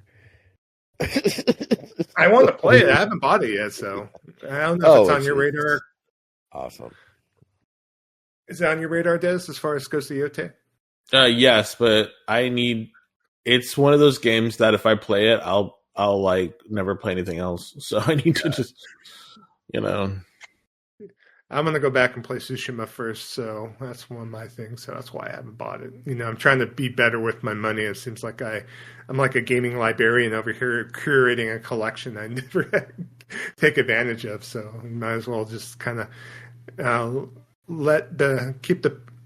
get my foot off the pedal and enjoy what I have. But hey, c'est la vie. So also announced, c'est la vie, c'est la vie, c'est la vie. Death Stranding 2 on the Beach PC version is coming out March 19th. There's also talk about a big update for the Death Stranding 2 PlayStation 5 version as well. Been kind of rumblings about the PSSR 2 support for both Death Stranding 2 and also possibly for Final Fantasy 7 Rebirth as well. So we'll take a look at that. Also shown Pragmata. We talked about that with Nintendo. Of course, they showed another trailer showing kind of the puzzle gameplay in that particular game. We got an announcement for Legacy of Kain Defiance Remaster. So that is coming out next month. There's a lot of bonus content. This is the last Legacy of Kain game. So there's also some unseen footage from a unreleased sequel on there, so kind of cool for that. Koei Tecmo came with some fighting game heat. So Dead or Alive 6 Last Round is coming out on the PlayStation 5. It's coming out with new costumes and all characters unlocked on there in the summer. And there's also a free version you could download and play because they want you to buy a bunch of bikinis and all other sort of doodads. So woohoo! And then they also announced Dead or Alive new project, which they're going to be making a new Dead or Alive. I think the trailer, that's bumper like graphic, is a picture of Kasumi's tits. So you got to know where they know how to where market. The bread is buttered. They know how to market. They are marketing to their core. Yeah. Yep, 100%. I was like looking at a thread. There were some people that were pissed off about this game getting announced, and they're talking about Marie Rose and like the chibi aspect of it, and just like, I don't know. I think people should just get over it. Just let things be where they are. There's games out there for everyone per se. So, Control because she's like a little kid or something. Yeah. I don't recall that character. Because I've been kind of out of the Dead or Alive loop, so I don't even know who they're talking about.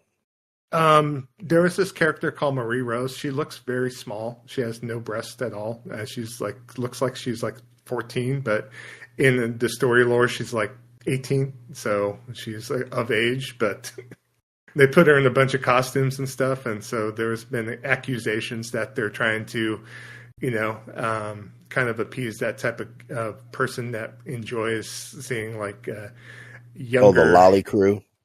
Yeah, the Lolly Crew. You got it. Oh, So okay. yeah, Yeah, I don't. Okay, I don't think they need anybody that that's. Well, it's I dead or you know. alive. Come on. Yeah, Yeah, well, I mean, I'm not saying that they don't have a right to put that in the game, but I understand it. But I mean, this is also coming from the Dead or Alive group, and it's yeah, like, are we really going to start, where you can buy panties in a vending machine? This is that kind of country. It's like, are we really going to be? I don't know if you can really apply, a Western viewpoint. morality on viewpoints on media from another country like that. So it's like, you got the 12-year-old who's 3,000 years old in some of these anime. It's like, it's not for me, but I understand it. Yeah. All right, moving along. Control Resident trailer was shown. This game continues to look dope as hell. So, I want to Yeah, go that back did and look hot, play the original Control. But yeah, we see. which I still need to do too. Yeah. Yeah, there's actually a PS5 version of Control that came out not too long ago too. So, but this game is actually coming out like in the middle of 2026. So I think Remedy's kind of cooking a little bit with this one. So we'll have to see once it does come out. There was a gameplay trailer for a game I've never heard of before. I guess it's an announcement trailer. It's a game called Crimson Moon. So this is a action melee game where it's a multiplayer game, and it kind of looked interesting. I like the art style. Kind of gave me some Dark Souls combined with maybe Devil May Cry elements of this. I don't know if you caught this, Kev, or not, but I I saw found it. I kind of found it interesting. I'll have to see how the game plays though. So. I mean, it did, but Lords of the Fallen 2 is going to be existing for the general populace pretty soon. It almost feels like a play at that, and I know Lords of the Fallen 2 is a single player game and this is a multiplayer game, but the similarities are in art style and presentation, the brutal combat, the gruesome finishers. That's kind of, I can't say I'm not seeing the similarities there. Yeah, If that makes any sense. for sure. All right, next game shown. There was another trailer. This was also focused in the Xbox partner direct that they had last month. But Beast of Reincarnation got a gameplay trailer. We got a release date too, August 4th. This is the kind of action adventure game from Game Freak of all people, and so basically, Game Freak is unleashed from the shackles of the Nintendo Switch and the Pokemon franchise to actually make another game that they would actually like to create, and besides being stuck in the Pokemon salt mines on here. Pokemon salt mines, really? Yeah. Well, I imagine if I worked for Game Freak, I'd be happy with my salary. At the same time, I want to maybe do something else. But hey, guess what? Go work for another company then, I guess. Yep. But The reincarnation looks super good though. Yeah. That combat, I really like that snippet of combat. You got these super quick parries and dodges. I'm all in on that combat. Actually, it's coming out the day after my birthday, so it's awesome. I'll probably pick it up and enjoy it. It's coming out August 4th, so. Also shown, Mina the Hollower got a trailer and an announcement of an exclusive PlayStation 5 demo that just dropped. So it's going to be available for you to try. This is the new game from Shovel Knight developer Yacht Club Games on here. So this is kind of a Game Boy Color-esque, Zelda-esque adventure on here that's been long anticipated. So I don't know if Des, if you're thinking about downloading the demo, but it's something I'm gonna check out. I'm gonna check it out. It looks like it's going to be a lot of fun. Yeah, for sure. Another game that was shown. This is from Acquire, and this is the kind of a pseudo sequel to Tenchu of all things. So this is a stealth ninja game. It's called Yako Shinobi Ops on here, but it's a stealth action game that you can play multiplayer, up to 4 players on there. I'm kind of curious as far as how that gameplay kind of works. It's a top-down perspective, but you kind of sneak into castles, you steal valuables with your friends, and you avoid enemies as well. So, and it's, even though it got announced, it's not coming out till 2027. So it's kind of crazy, but I don't like when they do that. It's annoying to me. It's because it's coming out so long.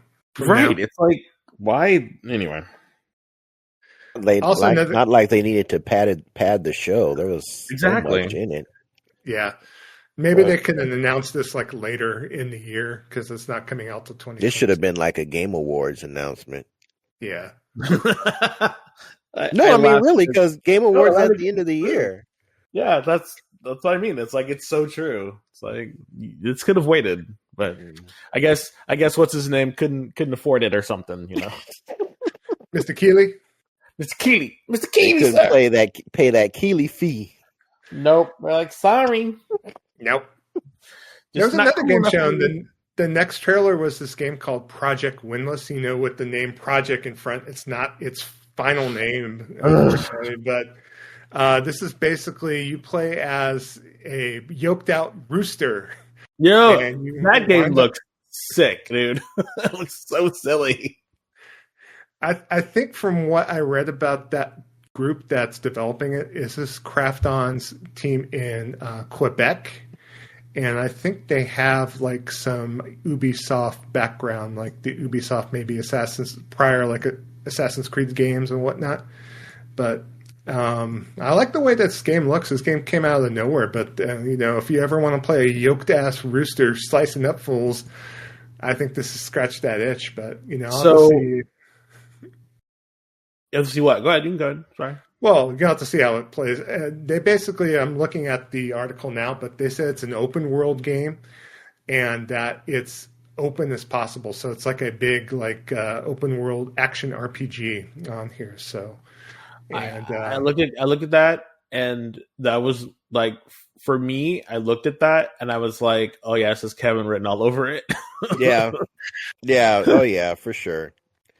For sure. Hopefully the performance is going to be there on console. Yeah. That's kind of like my own. That's why I haven't played Black Myth, is because the performance is just not good on console. You kind of have to have a beastly PC to get the frames you need. But hopefully if they can implement,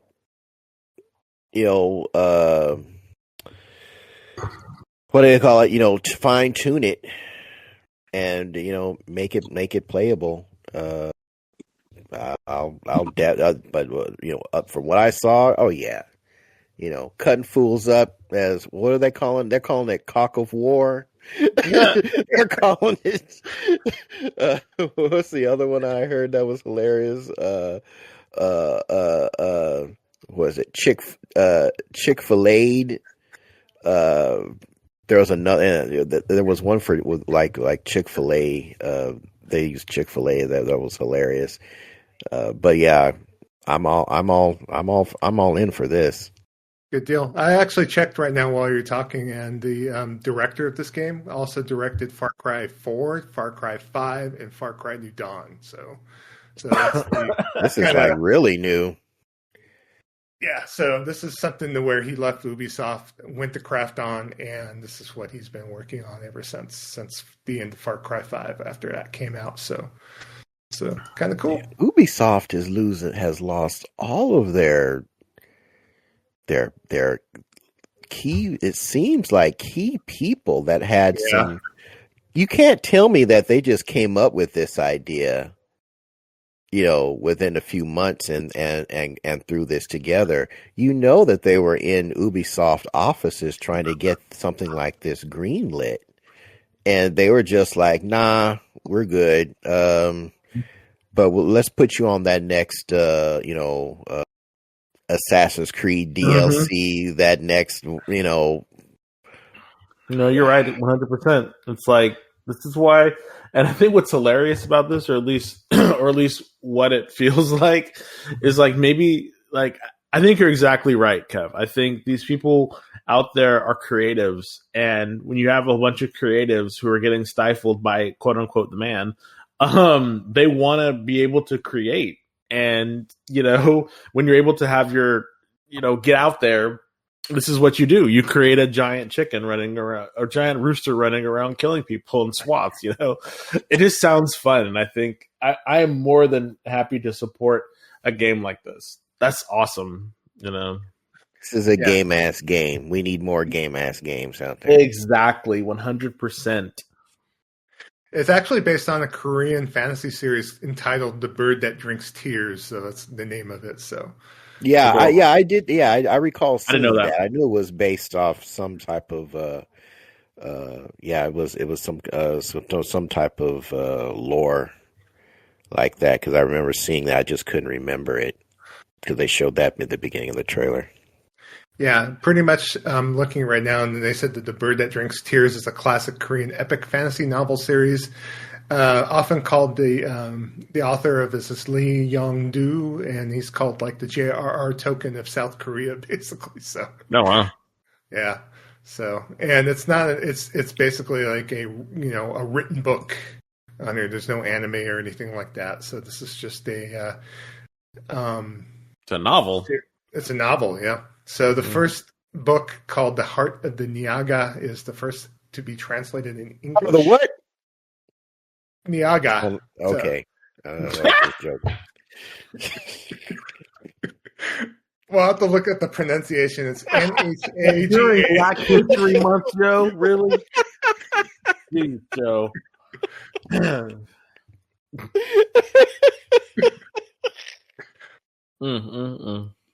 Ay, ay, ay. Let's go back. I'm sorry. You were saying?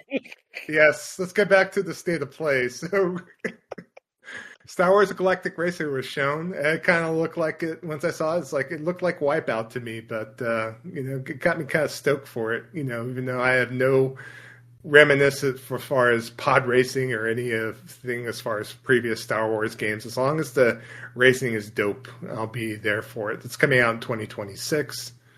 Any thoughts on Galactic Racer, gentlemen? Nope. Oh yeah, I'll be there day one. Nah, not my thing. Yeah, this is like Burnout meets who was that other one? Wipeout. Not Wipeout, but there was another Star Wars racing game. What did it come out on the pod N64? Racing one? Yeah, pod racing. Yeah. It's like Burnout meets Pod Racer. I played Pod Racer. I didn't own it. I can't remember where I played. I can't remember if Damon had it or something, but I thought it was all right. But I found it was kind of boring. But this is like burnout on pods. I'm there for it. Cool. All right, and then the next portion of the show, Konami came with a section, and Konami came with the business on here. So they first announced Metal Gear Solid Master Collection Volume 2, which incorporates Metal Gear Solid 4, Guns of the Patriots, Metal Gear Solid Peace Walker, and then also you get Metal Gear Ghost Babel in this collection. A lot of people were just applauding because Metal Gear Solid 4 was stuck on the PlayStation 3. There was no modern way to play it because they never released a PC version of this game. So, but this is going to be out on August 27th. So if you want to get all your Metal Gear Solid action going on, you can definitely check this out. They also that is a series I wish I could get into. I wish I could. The homie Damon loves the Metal Gear games. I mean, he can quote you. He can quote that stuff chapter and verse to you. Oh, really? I would love to, but I just hate stealth with a passion. It's just, but the series looks so backcrap crazy. I just wish I loved that gameplay, so I'd be able to enjoy that series.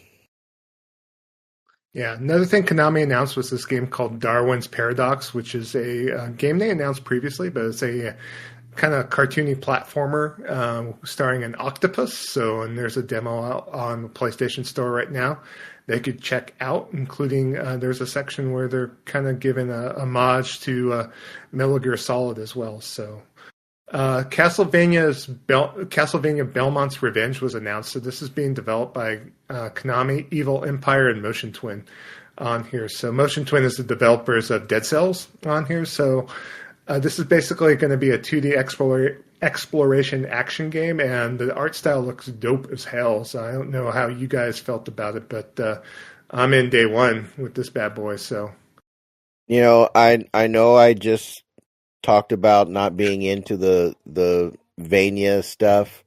I will probably get this game because I do like Castlevania like a lot.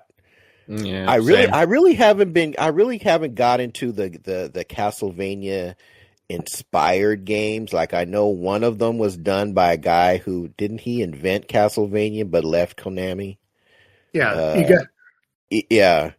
I never got into his stuff either, but I will, which is weird because you'd think I would play the games because I've heard they're excellent, but I just never, because they got into them because it wasn't Castlevania, as if that actually means something when the guy who makes it has made his own stuff. But yeah, I'll be getting Belmont's Curse.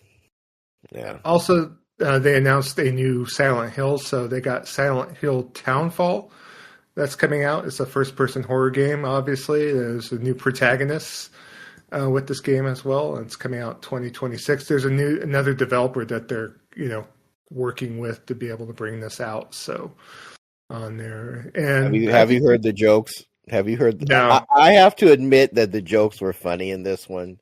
It's like they're saying like, no way this brother would be out here, because black folks are the first ones to run when supernatural stuff shows up. So they were saying 100%. That doesn't make sense. And number two, you got a brother getting out of a boat. He said, like, since brothers can't swim, there's no way he would be paddling all that way by himself. That's funny. So it's like, usually the racism is more overt. So I'll give the internet credit for this one. It's like, okay, y'all were funny on this one, but yeah, I'll be getting Silent Hill Townfall. Also, another game Konami showed was this game called Rev Noir. So it's a new JRPG that they're bringing out. I like the art style, but there's really nothing that they revealed about the gameplay, but it's something to probably keep on the radar. Also, too, Saber Interactive announced a new John Wick game, so this is coming out. We don't know any sort of idea as far as what the title is. It's just Untitled John Wick game, according to the trailer. So on there, we'll have to see how they had some snippets of what looked like gameplay at the end.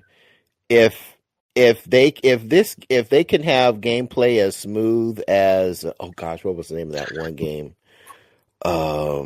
It was where you were taking revenge for your family, and you had this talisman. Each time you died, you would come back older. Sifu, yeah. If they can match the gameplay in Sifu with like this gun kata stuff, this game is going to be dope.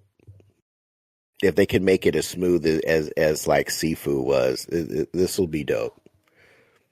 Yeah, I mean, Saber, they have a good track record. I mean, they did Space Marine 2, so, I mean, I'm thinking this game is probably in good hands. Just we'll have to see once more information is kind of shown on it. They also showed a gameplay trailer for Marathon, so I don't know how excited you two are for this, but they're having a server slam on February 26th to the March the 2nd, and it's coming out for PlayStation 5 and other platforms. This is Bungie's extraction shooter, well on the successful introduction with Arc Raiders. They're hoping to maybe ride the coattails of Arc Raiders with this. So I'm thinking both you two are out like nope on this. I'm assuming so. This is also Bungie's last play for solvency before Sony just absorbs them. Yep. And says, thank This you. game, Goodbye. this game. I mean, y'all jocked an online artist's style, and did not give her credit. There's just too much. There's too much heat on Marathon right now, and Bungie as a development team. I'm not going to say that they're bad. They're actually very highly talented group, but you've got claims of harassment going on, and I honestly think that these guys, this is their last play to remain solvent as an independent studio. If this falls through, which I think it will, I think they're done. They're just going to be absorbed. Those that leave will have to do something else, and I think they're going to be utilized in other PlayStation Studio. What do you call that? Games as a service. Gas projects in other studios under the SIE umbrella. Hopefully they could just start working on Destiny 3 and just leave it at that. Hopefully they're getting enough length to get that going. So I think if we get a Destiny 3, I honestly believe it'll be PlayStation that makes them do it. I honestly don't think they want. I'm at the point now where I don't think they want to do a Destiny 3. I really don't think they want to do a Destiny 3. But... Yeah, it just depends. I'm pretty sure probably there's people out there that love Destiny that want to actually work on the game, but we'll have to see. So. Dude, I would like to see them do it, but I mean, I bought Borderlands 4 because I thought it would be a substitute for Destiny. You know, it's not that there's not a demand for it. I just don't think they want to. And I think some of the people that have left since all their problems started, I think maybe they were the ones who could have gotten the Destiny 3 to be greenlit. I don't know if this crew that remains now really wants to do that. Yeah, I'll have to see. We'll see what happens. So, and finish off the state of play. There was a new Saros trailer that looks pretty cool, coming out on April the 30th. I know that's a day one get for you, Kev. So, yep. I know there's going to be a little bit the better gameplay loop, because I know Returnal was kind of cruel, as far as the difficulty and whatnot. So, Marvel Tokon got a character reveal trailer. So, Storm, Magic, Wolverine, and Danger have been revealed from Marvel Tokon on here. So, Storm has been announced, but they just announced her as the leader of the X-Men Assemble Squad. So the actual story, then they announced like a story mode for this. So this is the first teams that you can utilize to get the story. Cause like there's going to be several teams and they're each going to be addressing this global chaotic event. And you'll be able to see that throughout if you play the story mode with these teams. So, like, she's heading up the X-Men team, but the members were all new introductions to the game. Sorry, I jumped in there. Oh, it's okay. No, thank you. Thank you for the clarification. Sure. You probably, out of the three of us, are probably paying attention to this game the most on there, but...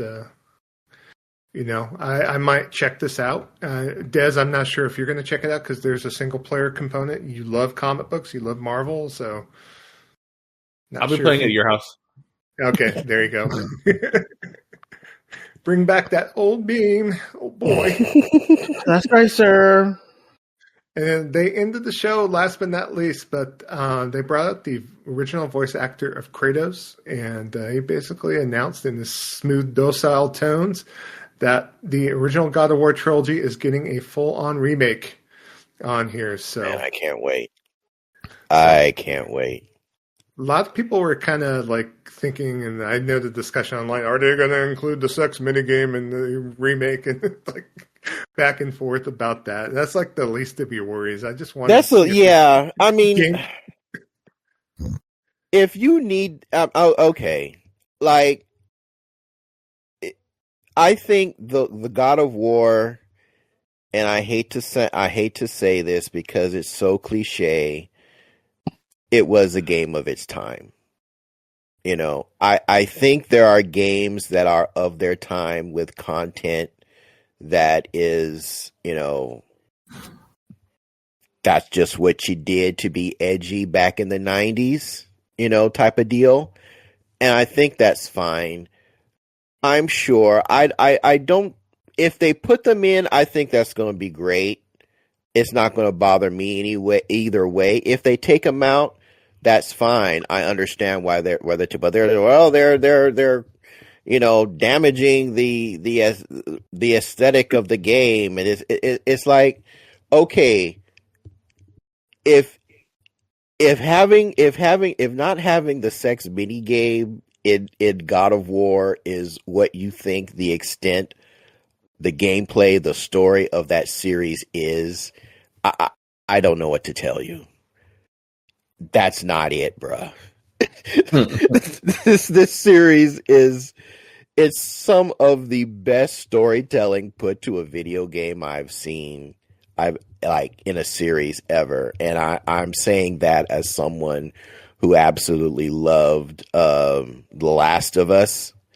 I think the God of War story stands right next to it. And if you can't get past a mini game, bumping and grinding being taken out of this, if indeed they decide to do that, I don't know.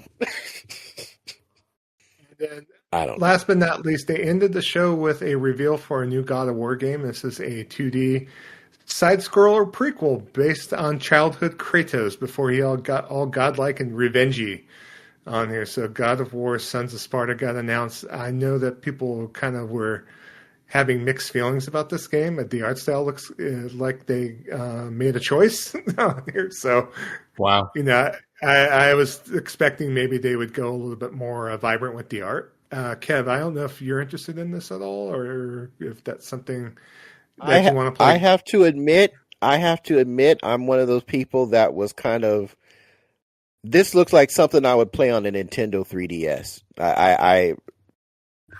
And that's not necessarily a bad thing. I think this game would be great on the Portal, but I don't know. Will I buy it and play it? Yes, because I bought and played all the God of War. So at some point I will get it. Part of me kind of wants to hold on and see and wait until this becomes part of PlayStation Plus. Yeah. How much is this? It's like $15. It's $29.99. It's $30. I'm not paying $30 for this. I'm not going to do that.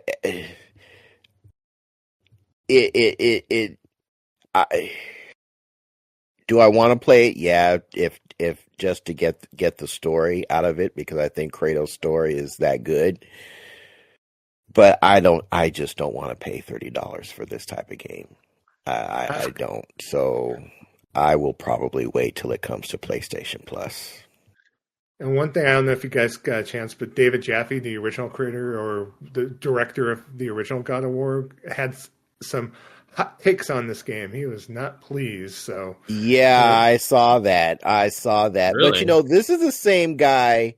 This is the same guy who shat on God of War 2018 and Ragnarok. And I don't know how he wound up leaving or leaving the studio, or the reasons why he stopped. He walked away from SIE. But this man, he's bitter, and he's probably got he's probably got all the money in the world, so he can afford to be bitter. But I think the success that 2018 got I think he's bitter beer face over at, and I think he's kind of a hater. He's kind of a hater, you know. That's just my opinion of him. I've seen him, you know, do on podcasts with folks, and you know, he jumped into the Crumb side there for a while as a content creator, and it's like, dude, you made God of War, you made the first 3 of that series, and you made some great games. It's like, I don't know why you're doing this, but yeah, he's been hating on Santa Monica since the 2018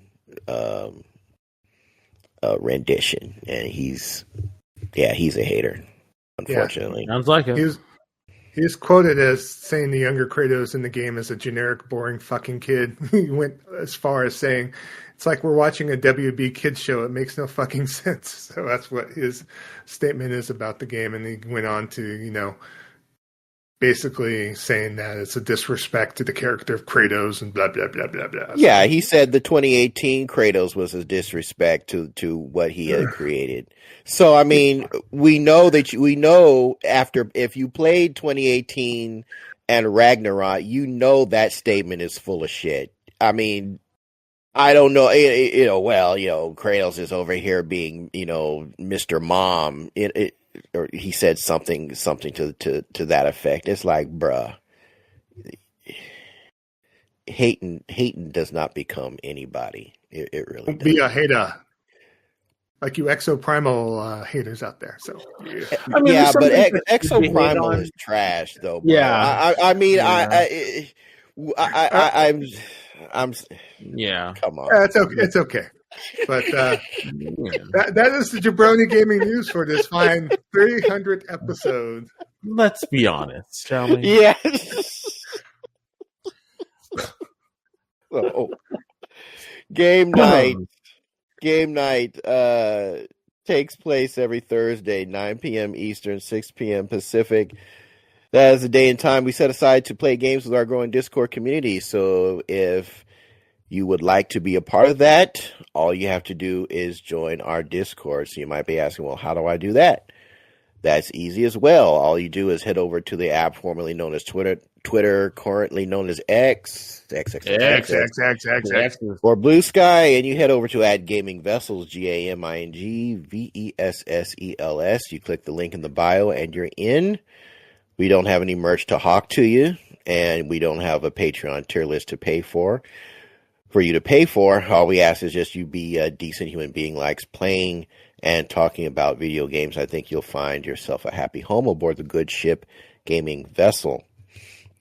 So that is going to bring episode 300 to a close. I, again, just want to thank folks who have hung in there with us for 300 episodes. We have some ideas of where we want to take the show in the future. We're thinking about streaming, maybe doing some collabs with some other folks. And we definitely want to involve the community more. And we're going to be thinking about ways in which to do that as we move forward with the podcast. It's something that all 3 of us, I think it's fair to say, I don't want to put words in anybody's mouth, that all 3 of us enjoy doing this. And we plan to continue doing it. Is that fair to say? Oh, yeah. It's fair to say, yes. Okay. So, for Dez, a.k.a. the Bay Area Terror, a.k.a. the High Res Lover. That's me. A.k.a. the Cat Daddy, a.k.a. that gamer stepdaddy. And for Trader Joe, a.k.a. Jabroni Chief. Yeah. But you might better know him as the Food Max of Gaming, who can maximize your gaming dollar. I am Shonuff71, a.k.a. Digadulamite. Bling bling, y'all. And we'll be back next time, episode 301 for your ear holes. Peace.